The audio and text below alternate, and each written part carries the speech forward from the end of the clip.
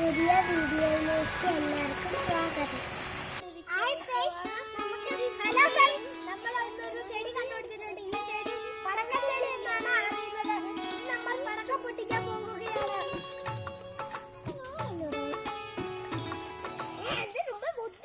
ആദ്യം ശക്തിക്ക് പിടിക്കണം.